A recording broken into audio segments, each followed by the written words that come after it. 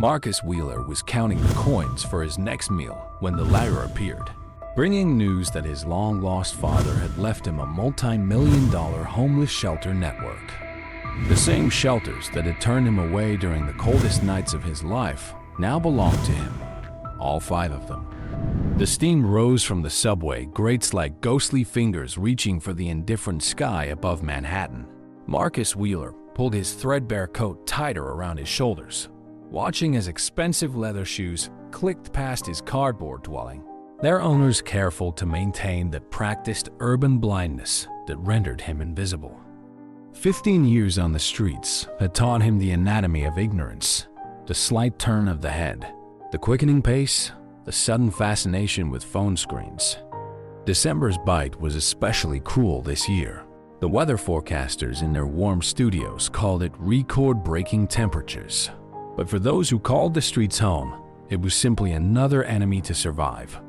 Marcus had chosen his spot carefully. The heat from the subway below provided some warmth, and the overhang of the closed electronics store offered partial shelter from the wet snow that had been falling intermittently for days. "Coffee's hot tonight, Mark." Grace Williams appeared like she always did, quietly, with that slight limp from a decade-old workplace injury that had started her own descent into homelessness. She handed him a paper cup, the steam rising between them like a prayer. Jimmy at the diner had extra from a canceled business meeting. Marcus accepted the cup with gloved hands missing most of their fingers. "Thanks, Grace. Any luck with the shelter on 42nd?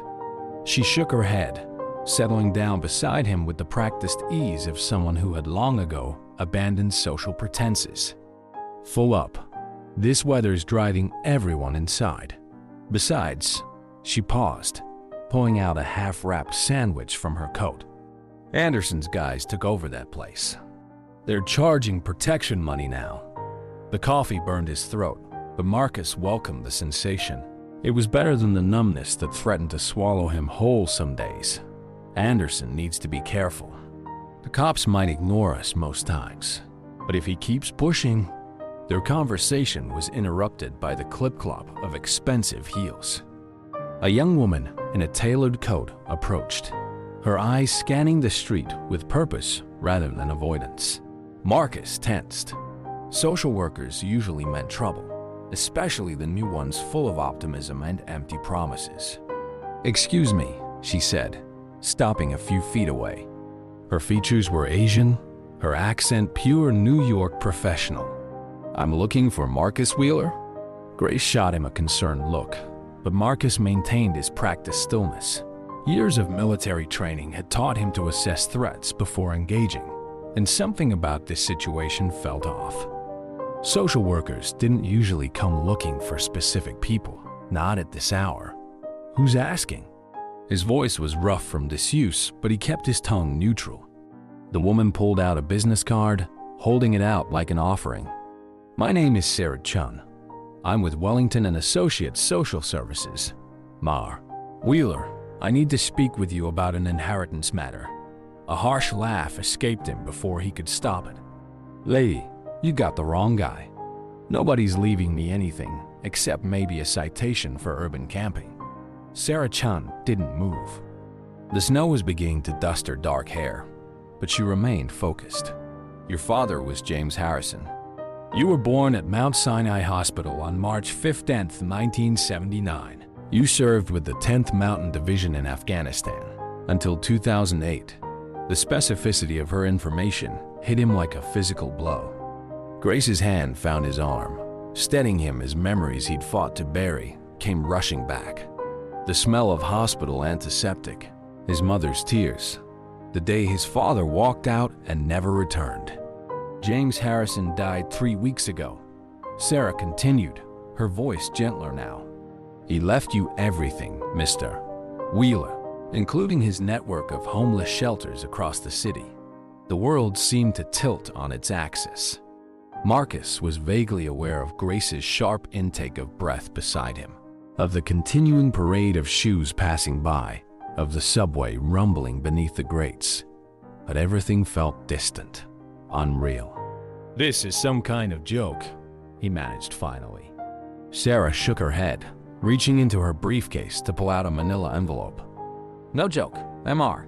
Wheeler, your father spent the last 20 years building one of the largest private shelter networks in New York. 5 facilities, all debt-free, with an endowment for continued operations. He left very specific instructions about finding you. Marcus stared at the envelope she held out, remembering another winter night years ago when he'd sought shelter in one of the city's better facilities. The old man serving soup had looked familiar, but Marcus had been too lost in his own demons to place him. Now, with brutal clarity, the memory crystallized. His father's eyes, lined with age but still the same deep brown, looking right through him as if he were any other homeless veteran. Why now? The question came out barely above a whisper. Why wait until he was dead? Sarah's expression softened. Perhaps that's something you can discover for yourself. There's a lot of documentation to go through and decisions that need to be made. But first, I have a car waiting. There's a room reserved for you at the Madison Street shelter, one of your shelters now, where we can talk properly. Grace squeezed his arm. Go, she whispered. What have you got to lose? Marcus looked at his meager possessions. A backpack contained everything he owned in the world. The cooling coffee in his hand, the cardboard that had been his bed for the past week. Then he looked at Sarah Chun's outstretched hand, holding an envelope that promised either salvation or another cruel joke from a universe that had rarely shown him kindness. With movements stiff from cold and hesitation, Marcus began to gather his things. The coffee cup he left for Grace, along with a nod that contained years of shared understanding. As he stood, his full height surprising Sarah despite the slight stoop years of sleeping rough had given him. The snow began to fall harder, erasing his impression from the cardboard, even as he stepped away from it. The black car waiting at the curb gleamed wet and impossible in the streetlights. Before opening the door, Marcus turned for one last look at his spot by the grate. Grace had already disappeared into the night, taking with her the only witness to the moment his life changed forever. Mr. Wheeler? Sarah held the car door open. Are you ready?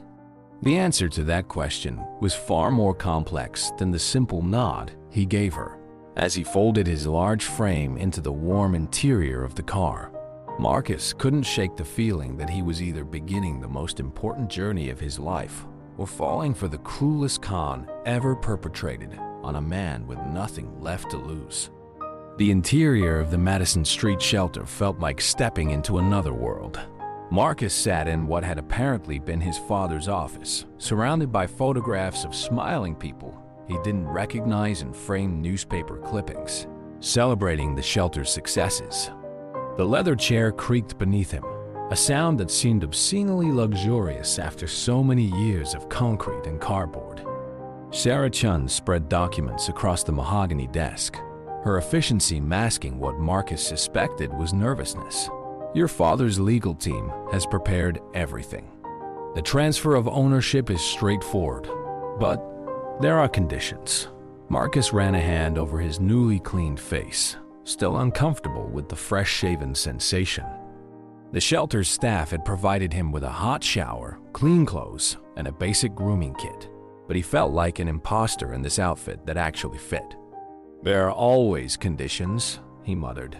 In this case, they're quite specific. Sarah pulled out a particular document, its legal typography dense and intimidating. You must personally manage the shelter network for a minimum of 1 year before you can make any major changes or sell any assets. Your father was particular about this point. Through the office's windows, Marcus could see people moving through the shelter's main area. A young woman was serving soup while an elderly man distributed blankets.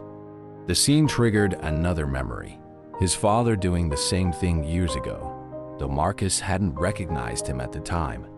Tell me about him, Marcus said suddenly, surprising himself with the request.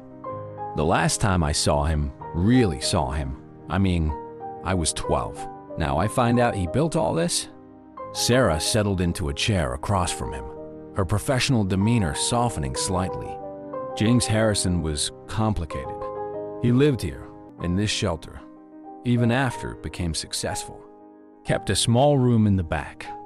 The staff said he worked every day, serving meals, counseling residents, never acting like he owned the place. But he did own it, yes, and 4 others like it. He started with nothing, built a small business in recycling electronics, then used the profits to buy this building when it was condemned.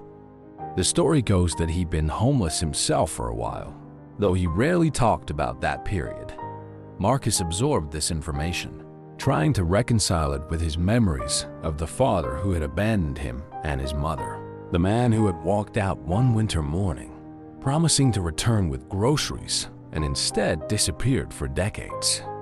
A knock at the door interrupted his thoughts. An older woman entered, her gray hair pulled back in a practical bun. She stopped short when she saw Marcus, her eyes widening with recognition. "My God," she whispered. "You look just like him." Sarah stood. "Marcus, this is Dorothy Winters. She's been the head administrator here for 15 years. Dorothy, this is Marcus Wheeler, Mr. Harrison's son." Dorothy approached slowly, as if Marcus might bolt, which, he had to admit, didn't feel entirely impossible at the moment. "James told me about you, you know? Not all at once, but over the years, little pieces of the story would come out, especially on hard nights when we'd lost someone to the streets. Did he ever mention why he left?" Marcus couldn't keep the edge from his voice. Dorothy's face softened with something that might have been pity. He said it was the biggest mistake of his life, that he got scared of responsibility, of failure, of not being good enough. He ran, ended up on the streets himself for a while. By the time he got himself together, he felt it was too late to go back. "It wasn't too late," Marcus said sharply. "My mother died waiting for him to come home. I joined the army because we couldn't afford college. He could have found us any time he wanted." "Yes," Dorothy agreed quietly. "He could have. He should have. But instead, he built this place. And every time we helped a veteran get back on their feet, every time we reunited a family, he'd get this look in his eyes. I think he was trying to fix what he broke in his own way." Marcus stood abruptly, needing to move. The office suddenly felt too small, too laden with the weight of his father's presence. He walked to the window, watching the shelter's residents going about their evening routines. A young man was helping an elderly resident with his dinner, while 2 women sorted through donated clothing. "This place helps what, 100 people a night?" he asked, not turning around. 150 at full capacity, Dorothy answered. Plus the job training programs, the addiction recovery services, the family reunification project, and the other shelters, similar numbers. Different specialties. The one on West 54th focuses on families with children. The Queens location has a medical clinic. Together, they serve over 700 people every night. Marcus pressed his forehead against the cool glass. He could help hundreds of strangers, but couldn't pick up a phone to call his own son. "No," said Dorothy, her voice firm. "He couldn't. That was his failure, his shame to carry. The question now is, what will you do with what he built?" Marcus turned to find both women watching him, Sarah with professional concern, Dorothy with something closer to challenge. On the desk between them lay the documents that would make him responsible for hundreds of lives. All because a man he'd spent decades hating had finally found a way to reach out from beyond the grave. "I need time," he said finally. "To think, He gestured vaguely at the office, the shelter, his own clean clothes. "Of course," Sarah began, but Dorothy cut her off. "You have until morning," the older woman said bluntly. "That's when the breakfast shift starts. These people don't stop needing help while you process your feelings. Mr. Wheeler, your father understood that, whatever his other faults." The statement hit Marcus like a physical blow. reminding him of drill sergeants and battlefield decisions. Dorothy was right. The people in the main room couldn't wait for him to sort through decades of emotional baggage. "Show me," he said suddenly. "Show me everything. How it works, what needs to be done. All of it. Single quotes." Dorothy's smile was quick and approving. "Follow me, and Mr. Wheeler, leave the suit jacket. Where we're going, you'll want to roll up your sleeves." As Marcus followed Dorothy out of the office, leaving Sarah to organize the paperwork, he caught a glimpse of his reflection in the window. For a moment, superimposed over his own image, he saw his father's face, not as he remembered it from childhood, but as he'd seen it that night years ago, serving soup to strangers, seeking redemption one bowl at a time. The night shift at Madison Street Shelter was a crash course in organized chaos. Marcus followed Dorothy through the maze of activities, his military training unconsciously kicking in as he assessed logistics, exit routes, and potential security concerns. The main hall, originally a warehouse space, echoed with the low murmur of dozens of conversations in multiple languages. "Kitchen first," Dorothy announced, pushing through heavy double doors. The blast of warm, food-scented air hit Marcus like a physical force. "Evening meal service ends at 8, but we keep soup and sandwiches available all night. You never know when someone will find their way here." A familiar face looked up from the industrial-sized soup pot. "Grace?" Marcus stopped short, staring at his friend from the streets, now wearing a volunteer's apron. She smiled, stirring the thick vegetable soup with practiced ease. "Sarah picked me up after you left. Figured you might want a familiar face around." She gestured to her leg. Besides, standing at a stove beat sitting on concrete. Before Marcus could respond, the kitchen side door burst open. A young man in a disheveled business suit rushed in, his face pale. "Ms. Winters, we've got trouble." Anderson's guys are hassling people at the entrance again. Dorothy's expression hardened. "Third time this week. They're getting bolder." She turned to Marcus. "Remember, I mentioned the protection racket? This would be your first executive decision, Mr. Wheeler." Marcus was already moving, muscle memory from his military days taking over. "Grace, how many of Anderson's people usually show up?" "3 or 4, she called after him. "The leader's got a scar on his right cheek. They're not usually armed, too afraid of serious police attention." The entrance area was exactly as Grace had described. 3 men in heavy jackets were blocking the doorway, while a 4th, the one with the scar, was demanding money from a terrified-looking couple trying to enter the shelter. The security guard, barely out of his teens, stood helplessly to the side. Marcus assessed the situation in seconds. The aggressive stance of the thugs, the way they positioned themselves, street muscle, used to intimidating but not facing real resistance. He approached quietly, noting how the security guard straightened slightly at his presence. "Evening, gentlemen." His voice carried the quiet authority he'd developed leading troops in Afghanistan. "I'm afraid there's been a change in management. This shelter is no longer paying protection money." Scarface turned, his sneer freezing slightly as he had to look up to meet Marcus's eyes. "This ain't about management, friend. This is about business. These streets have rules." "Interesting." Marcus moved closer, using his height to full advantage. "Because I spent 15 years on these same streets, and I don't remember you making the rules." He smiled, but it didn't reach his eyes.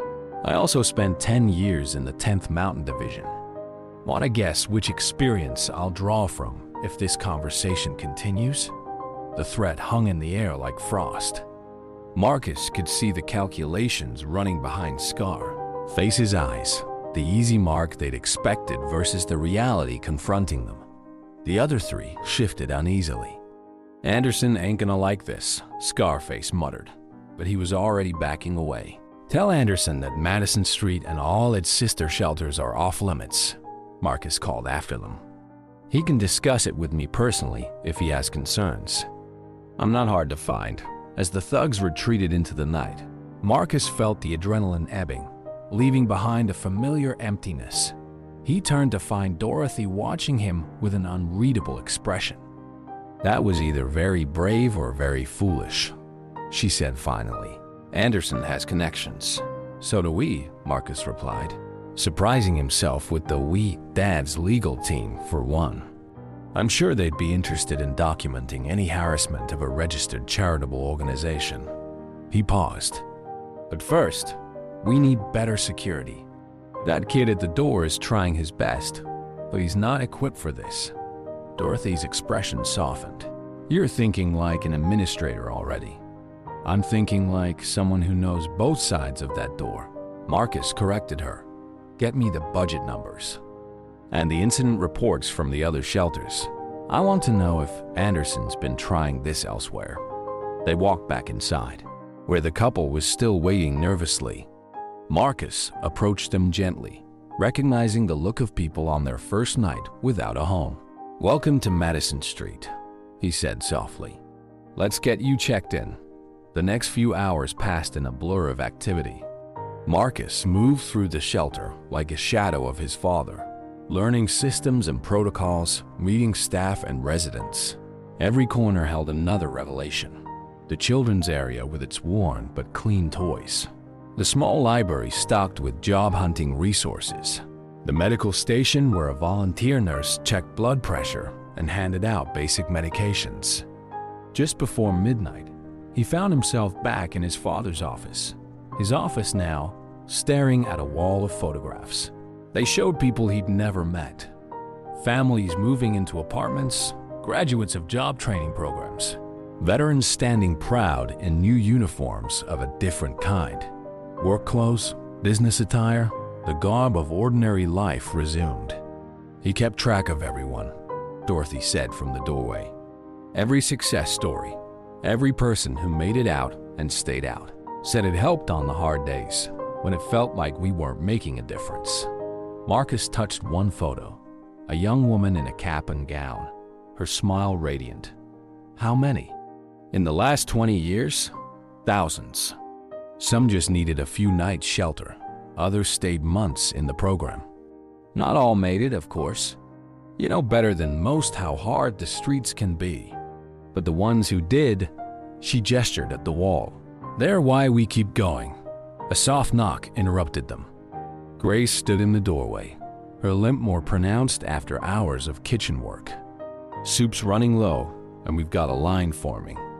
Weather's getting worse out there." Marcus looked at his father's desk calendar, still open to the week he died. Then he rolled up his sleeves. "Show me how to make more soup." Grace's smile was knowing. "Just like that? Giving up the fancy office to stir a pot?" "The office will still be here tomorrow," Marcus said, following her toward the kitchen. Tonight, people are hungry. As they walked through the main hall, he heard Dorothy on the phone behind him. "Yes, Sarah. He's still here. No, I don't think we need to worry about him running. Some things, it turns out, run in the family." Dawn crept over Manhattan like a cautious visitor, painting the shelter's windows with pale winter light. Marcus hadn't slept, spending the night alternating between kitchen duty, checking on residents, and poring over the shelter's financial records. His military training had taught him to function on minimal rest, and his years on the streets had made him intimately familiar with nighttime rhythms. The breakfast crew arrived at 5 a.m., led by a robust woman named Maria, who stopped short at the sight of him chopping vegetables in the kitchen. "You must be James's son," she said, sizing him up with experienced eyes. "He used to do that too, work through the night when something was bothering him." Marcus set down the knife, flexing his stiff fingers. "Did everyone here know him better than I did?" Maria's expression softened as she tied on her apron. "We knew parts of him, the parts he let us see. But he carried you with him, mijo. In his wallet, a school picture, yellowed with age. He would look at it sometimes when he thought no one was watching." The revelation hit Marcus like a physical blow. He excused himself, needing air, and made his way to the roof access stairs. The morning sky was steel gray, promising more snow. From this height, he could see the line already forming at the shelter's entrance. People emerging from alleys and doorways, drawn by the promise of warm food and temporary sanctuary. His phone buzzed, Sarah Chen's third message since midnight. The legal team needed decisions about the other shelters. The board of directors wanted to meet, and reporters were starting to sniff around the story of the homeless veteran inheriting a shelter empire. Marcus ignored it all, focusing instead on a figure he recognized approaching the shelter entrance. Grace was helping an elderly man navigate the icy sidewalk, her own limp more pronounced in the cold. She'd worked through the night too, refusing to leave despite Dorothy's insistence that she take one of the available beds. Some habits are hard to break, she'd said when Marcus questioned her. Besides, I'm not ready to sleep indoors yet. Baby steps. The door to the roof creaked open behind him. Dorothy emerged, carrying 2 steaming cups of coffee. Thought I'd find you up here. James used to come up here to think 2 single quotes. Marcus accepted the coffee without comment, but Dorothy seemed content with silence.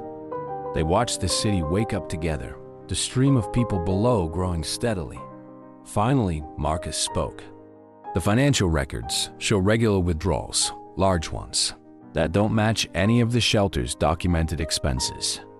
Monthly payments, always the same amount, going back years. Dorothy nodded slowly. You found those fast. Military intelligence training comes in handy. Want to tell me what my father was paying for? Protection, she said simply. Not the kind Anderson and his thugs offer. Real protection, political connections, expedited permits. Looking the other way when we bend occupancy rules during extreme weather. Your father understood that helping people sometimes means working in the gray areas. Marcus digested this information, thinking of his own years navigating the streets' unwritten rules. And now those payments are my responsibility. They don't have to be.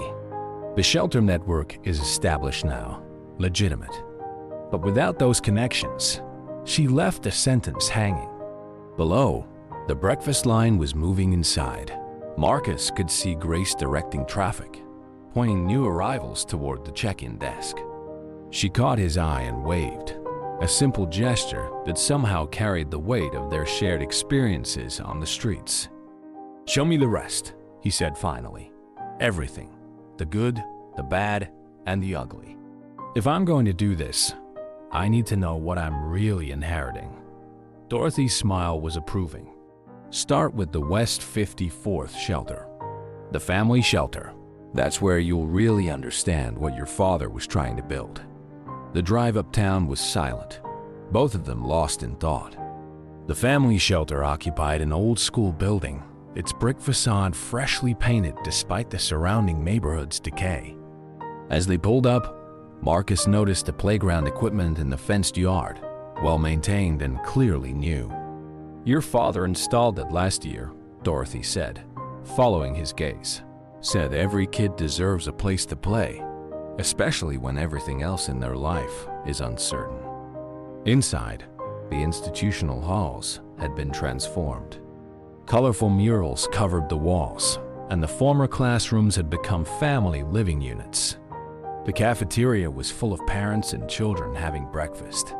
The noise level considerably higher than at Madison Street. A small girl, maybe 6 years old, crashed into Marcus's legs while chasing a rubber ball. She looked up at him with wide eyes, then smiled suddenly.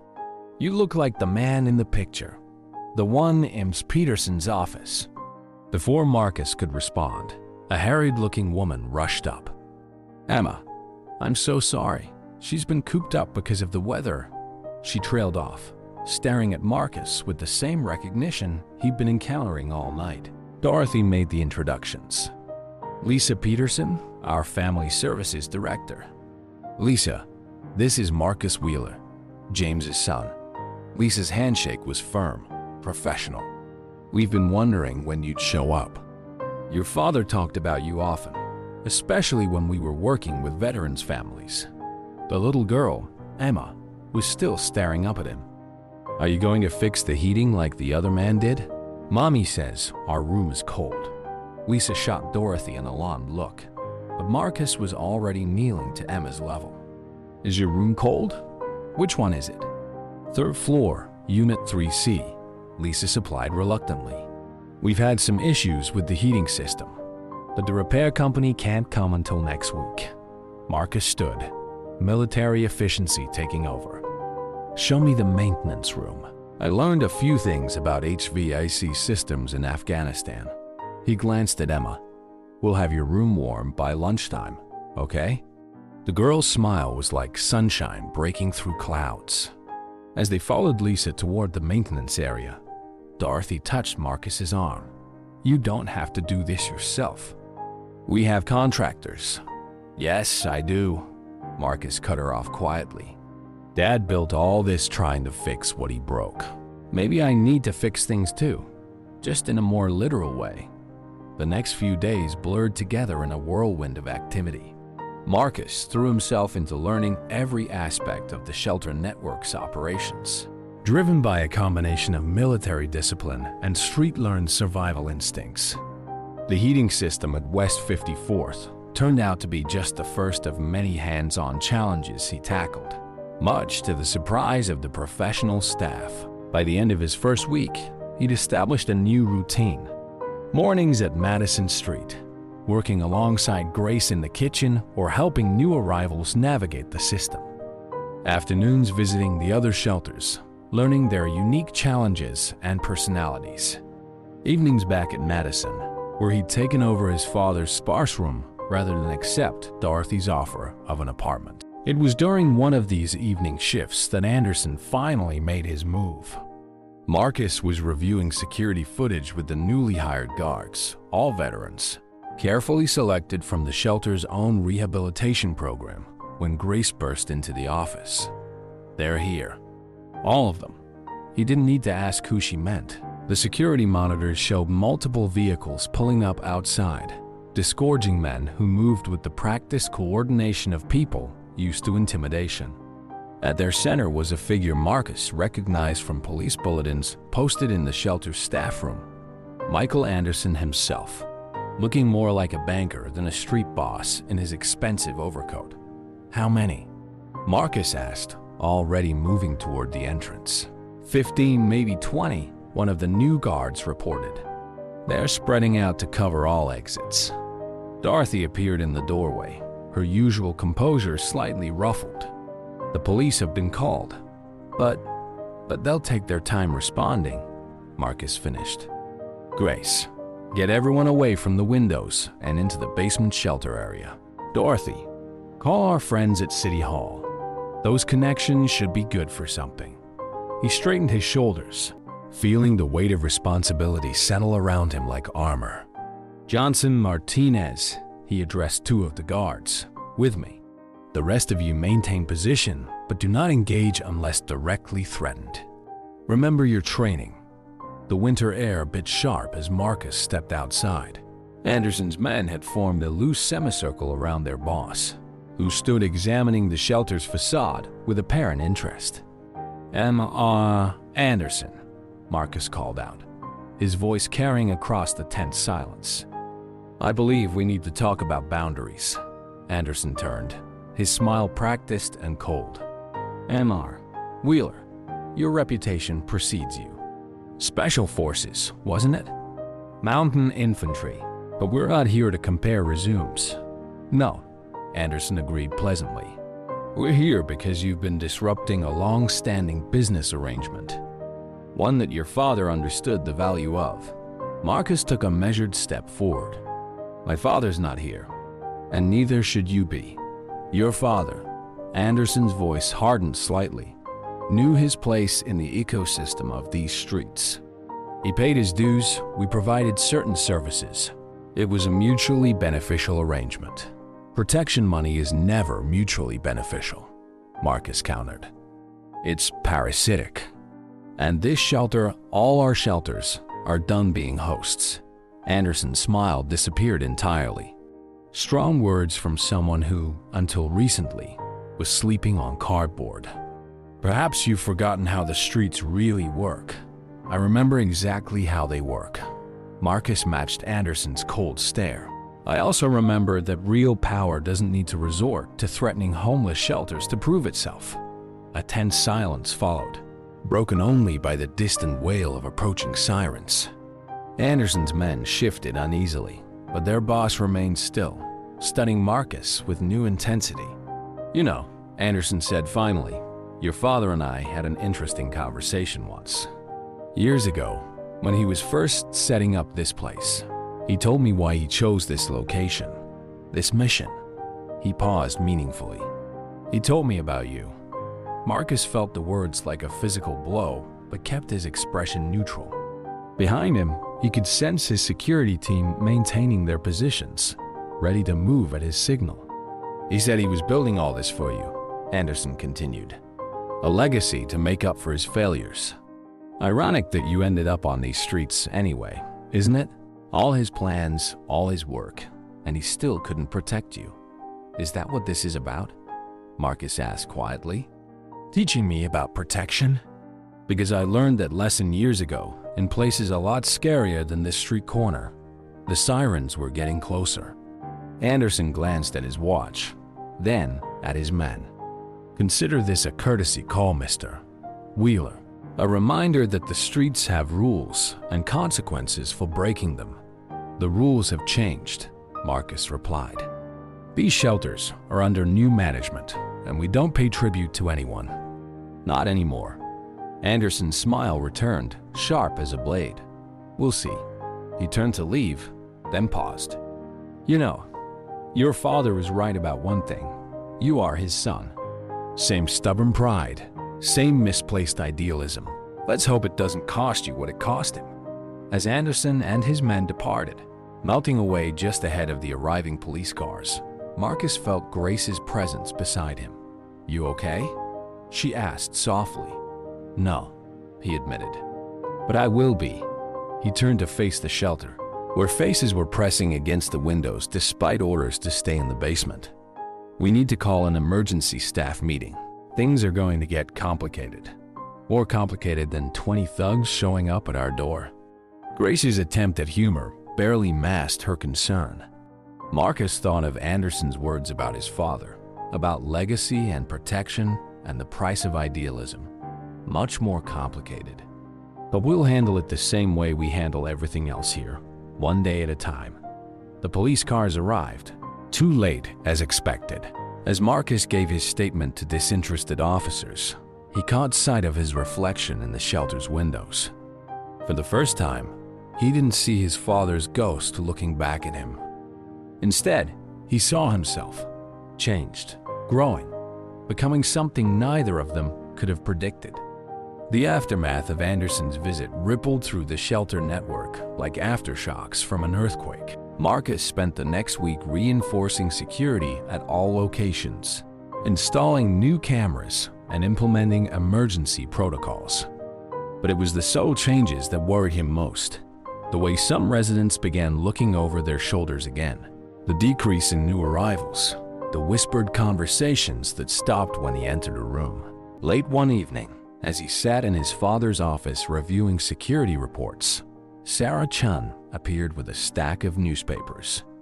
"We have a problem," she announced, spreading them across his desk. The headlines told a story he'd been dreading. "Shelter Network airs criminal past exposed." "Former homeless vet's fitness to run charity questioned." "Harrison Shelter Network under investigation." "Anderson's got friends at the tabloids," Sarah explained unnecessarily. "They're painting you as unstable, dangerous. There's even a quote from your old commanding officer, though I suspect it's fabricated." Marcus scanned the articles, recognizing the calculated attack for what it was. "They're trying to spook our donors, force an audit. It's working. The board is nervous. 3 major donors have already pulled their pledges for next year." Sarah hesitated. "There's more. Someone's been calling the residents' families, telling them the shelters aren't safe anymore." The cruel efficiency of it made Marcus's jaw clench. Anderson wasn't just attacking him or the shelters. He was attacking the residents themselves, using their vulnerabilities against them. A soft knock interrupted his dark thoughts. Grace stood in the doorway, supporting a trembling elderly woman Marcus recognized as one of their long-term residents. "Mrs. Chung got a call," Grace said quietly. "Her daughter in California. They're saying things—" "It's not true," Mrs. Chun burst out, her voice quavering. "What they said about you, about this place. You helped me when my own family—" She broke off, tears threatening. Marcus moved from behind the desk, guiding Mrs. Chun to a chair. "No one's going to force you to leave, Mrs. Chun. This is your home for as long as you want it to be. But the newspapers—" She clutched at his sleeve. "My daughter wants me to move to California. She's worried. Your daughter should be worried about why she didn't help you before you needed us," Grace said sharply, then softened at Marcus's warning look. Sarah was already on her phone, typing rapidly. "We need to get ahead of this. A press conference, maybe. Show the good work we're doing. Let the residents speak for themselves." "No," Marcus said quietly, an idea forming. "That's playing their game. We need to play ours." He turned to Mrs. Chun. "Would you be willing to help us tell a different story?" Over the next few days, Marcus put his plan into action. Instead of holding a press conference, he invited local community bloggers and social media influencers to spend time in the shelters.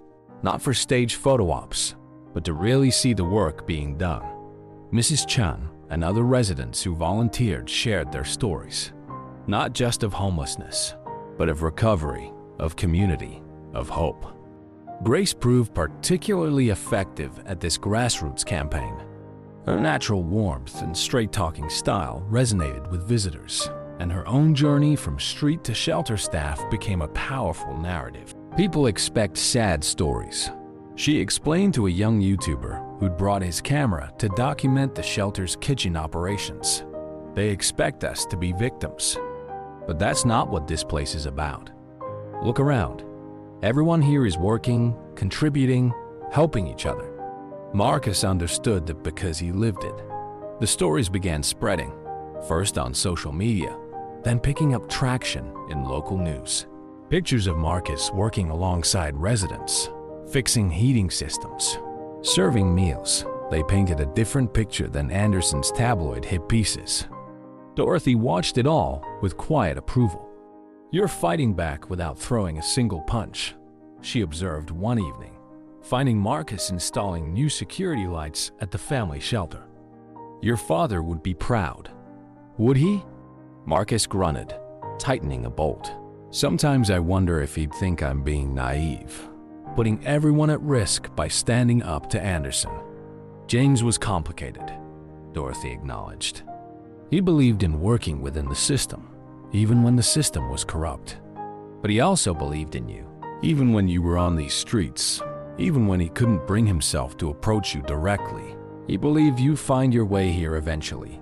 Marcus climbed down from the ladder, wiping his hands on his work pants. "I found my way here because I had nowhere else to go. Just like everyone else who comes through those doors." "No," Dorothy corrected gently. "You found your way here because, like your father, you never stopped believing people deserve a chance to rebuild their lives. The difference is, you're willing to fight for that belief openly." A commotion from inside interrupted their conversation. They rushed in to find a group of new arrivals being processed, a family of 4, looking shell-shocked and desperate. The father clutched a newspaper clipping in his trembling hands. "We saw the stories," he explained to Marcus. "About this place, about you. We've been sleeping in our car for weeks, afraid to come to shelters because of the gangs. But then we read about what you're doing here." Marcus took in their exhausted faces, the children's hopeful eyes, the mother's tight grip on her family's last remaining possessions. In that moment, he understood something about his father that had eluded him until now. "Welcome to Harrison Shelters," he said warmly. "Let's get you settled in." The turning point came on a bitter February morning. 3 weeks after Anderson's visit, Marcus was in the middle of a staff meeting when Sarah burst in, her usual composure shattered. "You need to see this," she said, pulling up a video on her tablet. The footage was grainy security camera quality, showing Anderson's men roughing up homeless people outside a rival shelter across town. This was posted anonymously an hour ago. It's gone viral. Marcus watched silently as the scene unfolded. Then something caught his eye. "Freeze it there," he commanded. In the corner of the frame, barely visible, was a familiar face, one of Anderson's lieutenants who'd been present during their confrontation. "There's more," Sarah continued, her fingers flying across the screen. Financial records, police reports, text messages, all documenting Anderson's protection racket. Someone's dumping everything online. Dorothy, who had been quietly observing, spoke up. James had files. Records of everything Anderson did, everyone he hurt. He called it his insurance policy. Marcus turned to her sharply.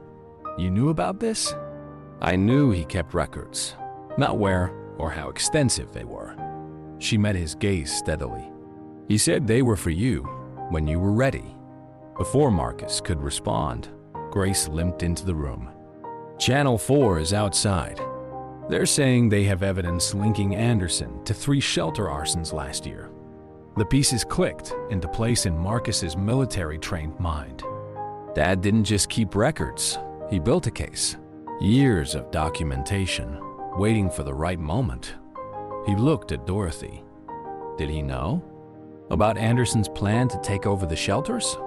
He suspected things would come to a head eventually. That's why he made sure you had a year to establish yourself before any changes could be made. Dorothy's expression was grim. Anderson's been planning this takeover for months.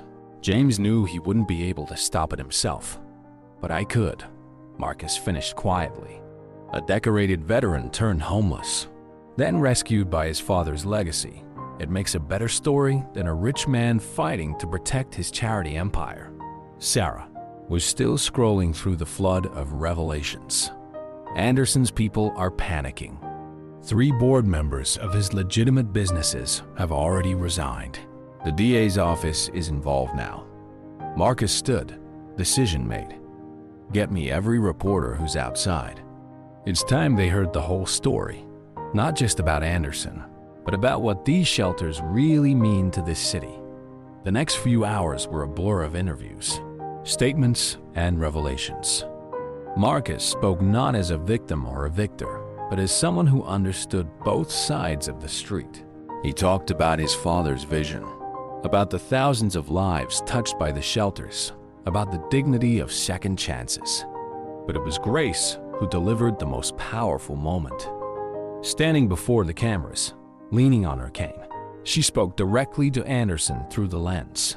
"You thought you could scare us because we're homeless. But we're not just homeless, we're a community. And this community, it's stronger than your threats." By nightfall, Anderson's empire was crumbling. Police raids were hitting his properties across the city. His political connections were evaporating as quickly as his business partners. The protection racket that had terrorized shelters for years was being exposed in all its ugly detail. Marcus watched the coverage from his father's office, feeling strangely empty. Sarah found him there, staring at the wall of success stories. "The board wants to release a statement," she said. "They're talking about naming you permanent director, removing the 1-year probation period. What about the other conditions of the inheritance?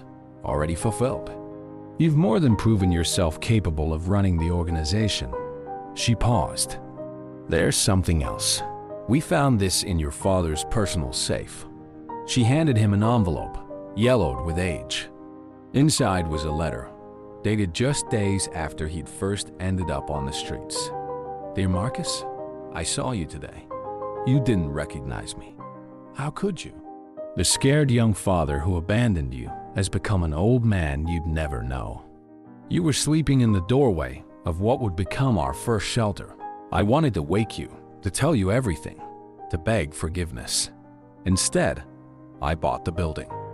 I couldn't find the courage to be your father again, but I could try to build something that might help you and others like you when you were ready to help yourself.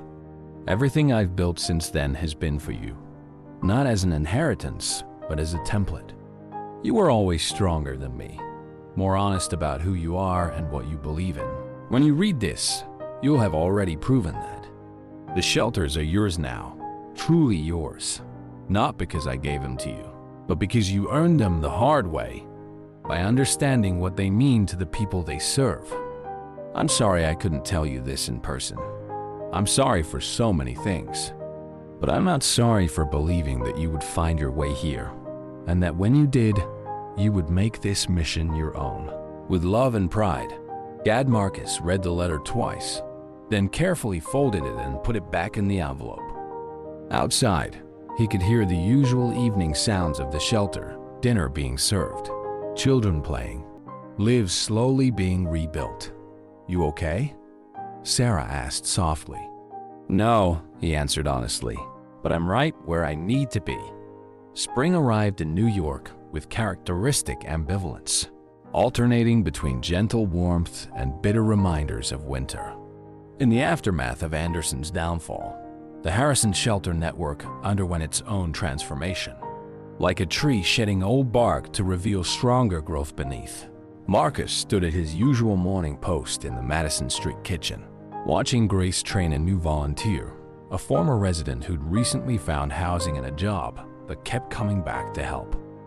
The scene touched something deep in him, a recognition of how healing often worked, not in grand gestures, but in small acts of return and reciprocity. Mr. Wheeler? A young man in a pressed suit hovered uncertainly in the kitchen doorway. The board is waiting in the conference room. Single quotes. Marcus wiped his hands, exchanging a knowing look with Grace. These weekly board meetings had become a necessary ritual, though he still felt more comfortable in the kitchen than the conference room. Save me some of that coffee, he called over his shoulder as he left. The conference room, newly renovated with his father's posthumously released funds, held a mix of familiar and new faces. Several board members had resigned in the wake of Anderson's exposure, unable to explain their past connections to his operations. Their replacements included former residents, community leaders, and professionals who'd been quietly supporting the shelters for years. Dorothy sat at her usual place, now officially recognized as Chief Operations Officer. Sarah Chun, recently promoted to Legal Director, was setting up her laptop for the presentation. Good morning, Marcus began, taking his seat. Let's start with the numbers. Sarah pulled up the first slide. Occupancy rates are up 30% across all locations. The publicity from the Anderson situation actually worked in our favor. More people know about our services now, and they trust us more. The family shelter is at capacity, Dorothy added. We've started a waiting list for the first time in years, but she smiled slightly. We might have a solution for that. She slid a folder across the table. Inside were photos and blueprints of an abandoned school building in Queens. The city's willing to lease it to us for $1 a year, part of their new homeless services initiative. It would need work, but we know someone who's good at fixing things. Grace finished from the doorway, where she'd appeared with a fresh cup of coffee for Marcus. She'd started attending board meetings a month ago, representing the shelter staff with characteristic directness. Marcus studied the blueprints, his mind already calculating renovation costs and logistics. The location's good, close to public transportation, walking distance to several schools. He looked up at the board. Thoughts? What followed was a discussion that would have amazed him 6 months ago. Former executives and former homeless individuals, debating budget allocations and program expansions with equal authority. His father's network had always helped people, but now it was truly becoming what he'd envisioned, a community where everyone's voice mattered. The meeting was interrupted by an urgent knock. Johnson, head of security, entered with an unusually serious expression. Sir, there's someone here you need to see. Marcus followed Johnson to the entrance. where a familiar figure waited, Michael Anderson, looking considerably less polished than their last encounter. The former crime boss stood alone, without his usual entourage. Private conversation? Anderson requested quietly. Marcus considered for a moment, then nodded to Johnson. They walked to his office in silence, though Marcus noted how Anderson's eyes took in the changes to the shelter, the new security systems, the improved facilities, the atmosphere of purpose rather than mere survival. Prison wasn't kind to you, Marcus observed as they sat down. Anderson managed a wry smile. 3 months in Rikers waiting for trial will do that. But I'm not here to complain about accommodations. Why are you here? Believe it or not, to make amends. Anderson reached into his jacket, moving slowly to avoid alarming Marcus, and withdrew an envelope. Information about other operations like mine in other cities. People who prey on shelters, on the vulnerable. Names, dates, accounts. Marcus didn't touch the envelope. Why? Because your father was right about one thing. The streets have rules. Real ones, not the kind I was enforcing. Anderson placed the envelope on the desk. I forgot that somewhere along the way. You reminded me. By destroying your organization, by building something better. Anderson stood. What you've done here, what you're still doing, it matters. Not just to the people you help, but to the city itself. Consider this my contribution to the cause. He turned to leave, then paused at the door. Your father ever tell you why he helped me set up my legitimate businesses 20 years ago? Marcus stared at him. What? I was his first success story. Former street tough who needed a chance. He gave it to me, and I spent years proving him right before I started proving him wrong. Anderson's smile was tinged with regret. Maybe it's time I started proving him right again. After he left, Marcus sat for a long time, staring at the envelope and thinking about cycles of redemption and return. Grace found him there as the sun was setting. You missed dinner service, she said, settling into a chair. Want to tell me what our old friend wanted? Marcus slid the envelope across to her. A chance at redemption, I think, or at least a step in that direction. Grace examined the contents, whistling softly. This could help a lot of people. It could also open up a whole new set of problems. Since when has that ever stopped us? She stood, holding out her hand. Come on. Kitchen needs cleaning. And you know how your father always said the best thinking happens over dirty dishes. Marcus smiled, taking her hand. Did he really say that? No, Grace admitted, but he should have. 1 year to the day after Marcus inherited the shelter network, snow fell again on Manhattan. He stood on the Madison Street roof, watching the flakes spiral down through the golden glow of streetlights, thinking about cycles and seasons and the ways lives could change in the space between one winter and the next. Penny for your thoughts, called a familiar voice. Grace navigated the rooftop carefully, 2 steaming mugs in her hands. Her limp was less pronounced now, thanks to the surgery she'd finally agreed to have at the shelter's new medical center. Just thinking about last winter, Marcus replied, accepting one of the mugs. All the things that have changed. All the things that happened below them, the shelter hummed with its evening routines. Through the windows, they could see people moving about their business, new arrivals being processed, children doing homework in the education center, job training classes wrapping up for the day. The building felt alive in a way that went beyond mere activity. It pulsed with purpose. The board's waiting, Grace reminded him gently. Big presentation tonight. Marcus nodded, taking one last look at the city skyline. Dad used to stand up here too, didn't he? Every anniversary of opening the shelter. It was his way of measuring progress, looking down at what he built, then looking out at all the work still to be done. The boardroom was packed when they arrived, not just with board members, but with staff, residents, and community partners. Sarah Chun stood at the podium, running through the year's statistics. 5 new shelters opened, 3,000 people housed, 2,000 job placements, countless lives touched. And now, she concluded, I'd like to introduce Marcus Wheeler, who has an important announcement about the future of the Harrison Network. Marcus approached the podium, carrying a worn leather briefcase that had belonged to his father. The familiar weight of it grounded him as he faced the crowd.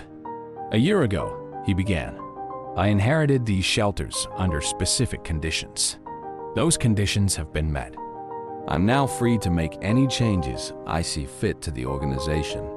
He paused, letting the implications sink in. So here's what we're going to do. He opened the briefcase, removing a stack of documents.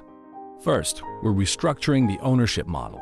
The Harrison Network is becoming a cooperative trust, owned jointly by the board, the staff, and most importantly, the residents themselves. A murmur ran through the room. This was more radical than anyone had expected, even those who'd helped him plan it. Second, we're expanding our mission. Housing is crucial, but it's not enough. Every shelter in our network will now include comprehensive services: medical care, mental health support, job training, education, and legal aid. We're not just offering beds anymore. We're building launching pads. He gestured to Grace, who wheeled in a covered architectural model. And finally, we're breaking ground on something new. The James Harrison Center for Urban Recovery, a first-of-its-kind facility combining emergency shelter, transitional housing, and permanent affordable apartments under one roof. The cover came off the model, revealing a beautiful building design that incorporated gardens, workshops, and community spaces, along with living units. This isn't just another shelter, Marcus continued. It's a template for how we can reimagine urban housing and community support. Dorothy stood up from her seat. The cost of this project, it's more than our entire annual budget. It was, Marcus agreed. Until this morning, he pulled out one final document. My father left a second inheritance, one that would only be revealed after I'd proven myself with the first. A separate foundation, built from his personal fortune, dedicated to expanding our mission. The room erupted in excited conversation. Marcus waited for it to quiet before continuing. But money isn't what makes this network work. What makes it work is people. People who understand that homelessness isn't just about lacking a roof. It's about lacking connection, purpose, community. He looked around the room, meeting eyes he'd come to know well over the past year. Every person here has taught me something about resilience, about dignity, about the power of second chances. My father spent 20 years building this network, trying to make up for his mistakes. But in doing so, he created something bigger than redemption. He created a model for how we can actually solve problems, not just manage them. Grace was beaming from her seat, tears in her eyes. Even Sarah looked moved, though she was trying to maintain her professional composure. So yes, we're expanding. Yes, we're changing how things work. But what we're not changing, what we will never change, is our fundamental belief that everyone deserves a chance to rebuild their life, and that the best way to help people do that is to make them part of the solution. He closed the briefcase, his father's initials gleaming dully on the worn leather. A year ago, I thought I was inheriting buildings. What I really inherited was a mission. Now it's time to pass that inheritance on to all of you. The room erupted in applause, but Marcus barely heard it.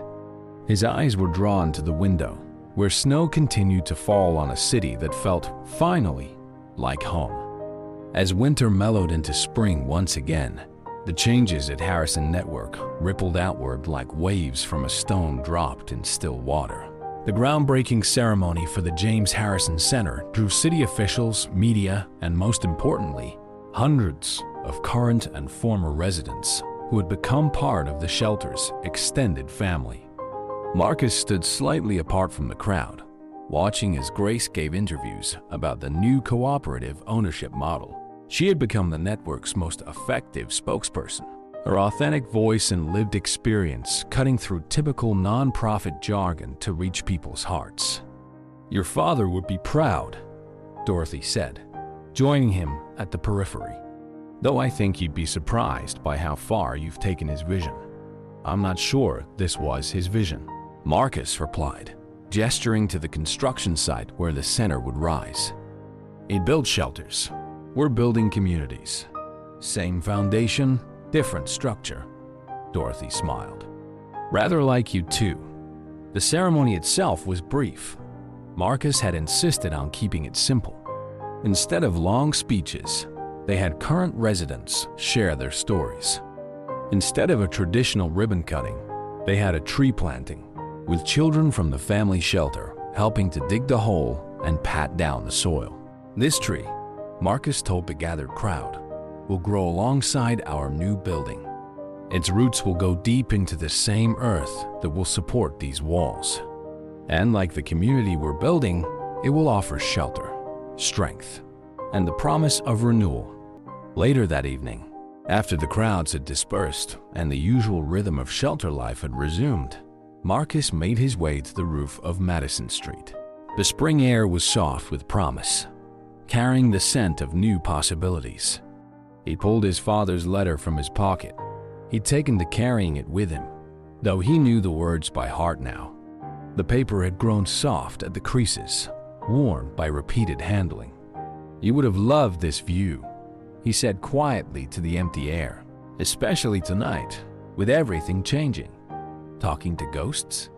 Grace's voice carried a gentle teasing note as she emerged from the stairwell. "The residents will start to worry about your sanity."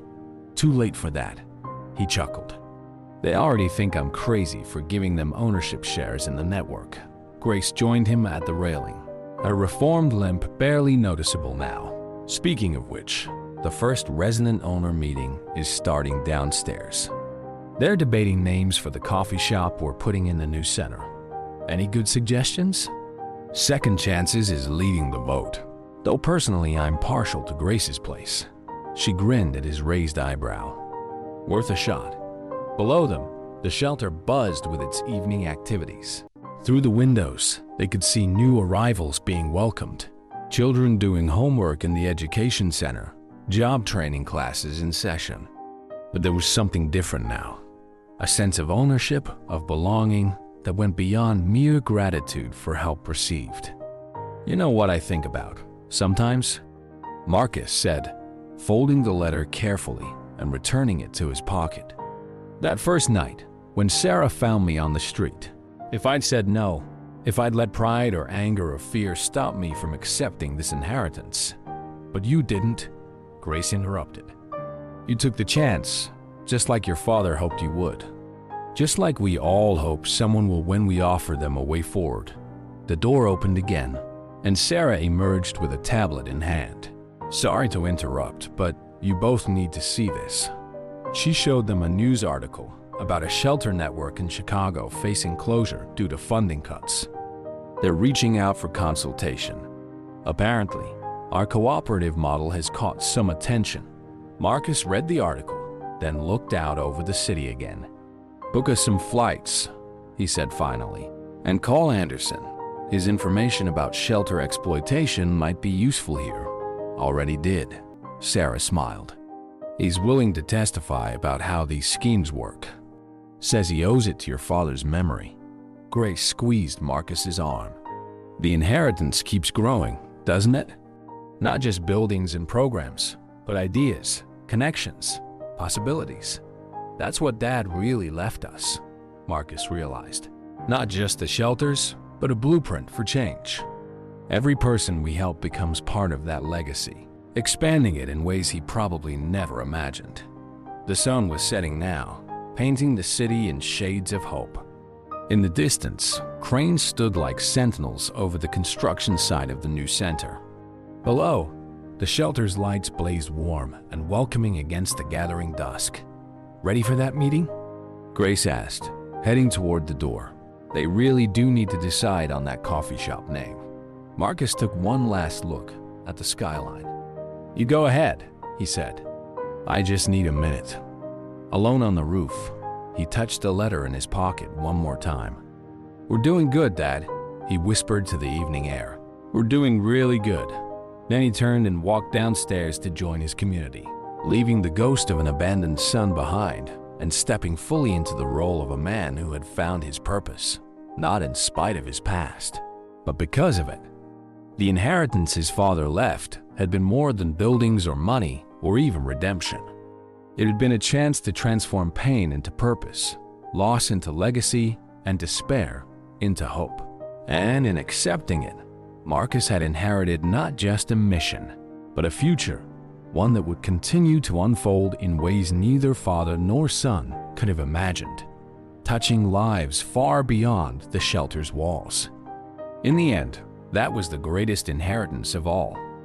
If you enjoyed this story, we'd love for you to support us by leaving a like and subscribing to our Slices of Life channel.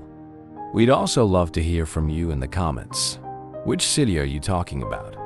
It's very rewarding for us to provide our followers with an enjoyable moment.